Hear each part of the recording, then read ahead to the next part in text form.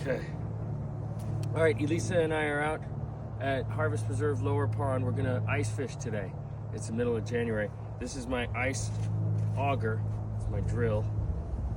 And we're gonna cut a hole in the ice. We already tested the ice before we walked out on the pond.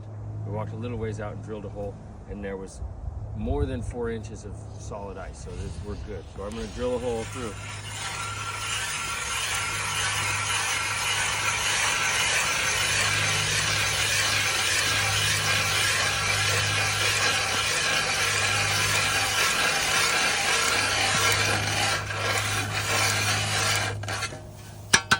Not through yet, but you can come here, come a little closer.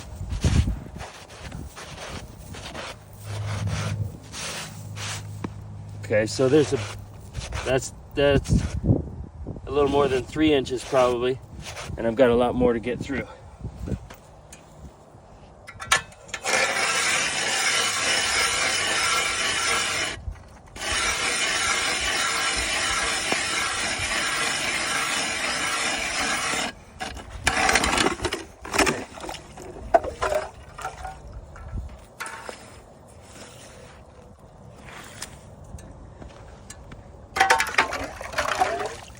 Okay, so there's our hole, and I'll clean it out, and then we'll take some more video of getting fishing. Okay, so we drilled the hole, and now we know it is thick enough, but I'll show you how we know. You can also see it, but I've taken this and I hook the bottom of the ice and put my fingers there, so it's about that thick, so about 6 inches. So, and it's good quality ice, so we're safe.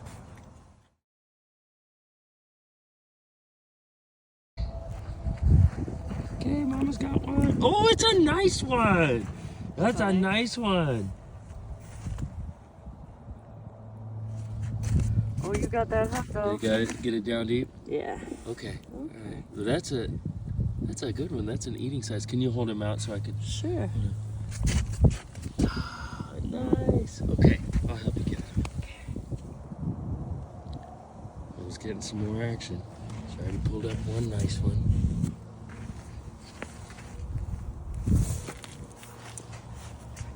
Got him? Yeah. Yay! Another bluegill. Oh, good job! Hey, buddy. Yeah!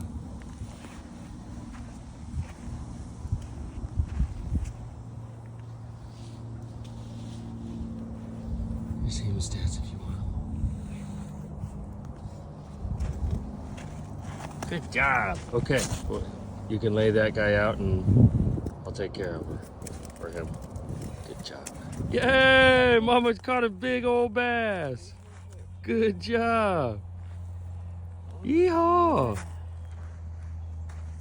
Good job. We've gotten quite a few for dinner. Whoops! Whoop.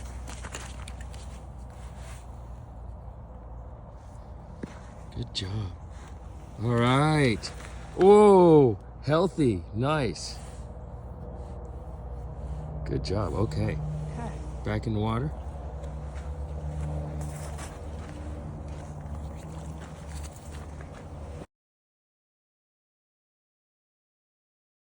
So, we wanted to talk you through our pole options. We've done something that we're kind of excited about. You know how we love to make our own fishing poles. And so we've done that here too, but we wanted to show you what you could buy at the store for an ice fishing setup.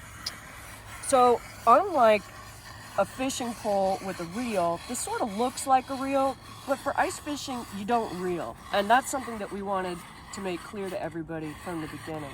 So it looks like a reel, but you're not gonna treat it like a reel. When you're ice fishing, you don't set the hook and then you're gonna use your hand actually to pull the line up. So with this, there's this bit on the top which tightens the line down, and lefty loosey, righty tighty, right kids? You just loosen that up and that lets you just pull some line out. So I'm gonna put this special guy aside for a second. We'll get to that. And then this is an ice fishing jig. You can see it's pretty simple, tiny. That's what we've got since we're fishing for bluegills, crappies, maybe some bass, panfish. All right. And then this thing is something called a strike indicator. And this is one that came with this pole. It's got this bright tip, which lets you see it easily against the backdrop of the snow. And when you're getting some action, it moves. And it doesn't have to be a lot. It's kind of designed and weighted so that it's pretty responsive. So one of the things we'll do is we'll test how deep the pond is. And then you want to just pull out enough line that your hook is about 6 inches or so off the bottom. And now we've done that, and I know that I want it to be about 6 feet long. I also know that my wingspan from tip to tip is about the same height as I am tall, or about the same length as I am tall. And I'm 5 feet 6 inches. If I know that this pond is about 6 feet deep, then that makes it pretty easy for me to decide how much line to pull out. And then, righty-tighty, I'm just gonna go ahead and tighten that nut back down. And again, we're only gonna use this at the very end of the day to pull up the line and tighten it down. We're gonna use our hand to actually lift the line out of the water. So this is our attempt at a homemade ice fishing pole. So I'm using this rubber band to just hold on, I'll get that, our homemade strike indicator. So we made this out of a piece of plastic from like a greens container, any of those plastic containers that we try to avoid, but we always end up getting one or two. And then we just made a hole in the end of it with a hot nail, and then painted the end a bright color, again, so we can just see it against the snow. And then we were trying to figure out how to get the line in, and Zach had a great idea about just cutting a little slit here in the top, like that. So we're gonna thread the line into the hole. And we're gonna need to do that with our pole that we made. So like our poles in the summer, this is made out of willow, but it's a little bit thicker end. And then Zach notched a nice little spot here to spool the line around. All right, so again, because you're not gonna need to reel, it's not an issue. So I'm gonna go ahead and take off this jig, a little bit different than the one we showed you, but still tiny. All right, we've pressed the barbs down like we like to do. And then we can just do the same thing here, unwind this line. We know we want it to be a little less than 6 feet. I'm 5 feet 6 inches. So if I unwind it to my wingspan, then we've got a good spot there. And then we are gonna leave this other second rubber band on there, and we're gonna use it to just slide our homemade strike indicator right under that rubber band. Okay, and then because we've made this slit, we should be able to just pull the line, right through there. All right, so you can imagine how this works. You'll be sitting there, and when you see this move, you know you have a fish on. We like to say fish on. And then you grab that line and you pull it up with your hand. All right, let's see how it works. Okay, Lisa is baiting the hook here. We have these little mealworms, or wax worms. They are a type of beetle or moth larva. I think it's a beetle larva. Kind of like a little dry maggot. Tasty little morsel. Gavin and Elisa and I have come out to test some of our equipment and to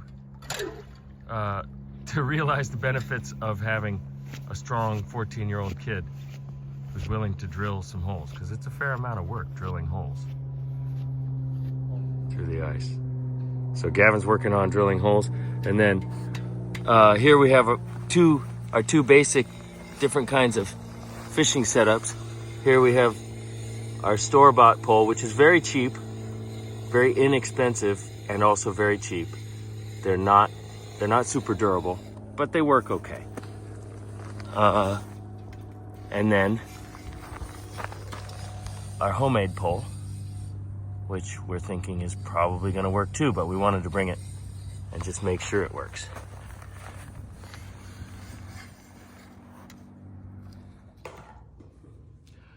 All right, we're back at home and we're getting excited about going ice fishing with the group. We've got we're just making sure our gear's ready to go. We have our store-bought poles. We're getting those rigged up, and we have our homemade poles that we showed you our test run of. Our awesome strike indicators. We've got some ideas on how to maybe improve these a little bit, so we're working on those.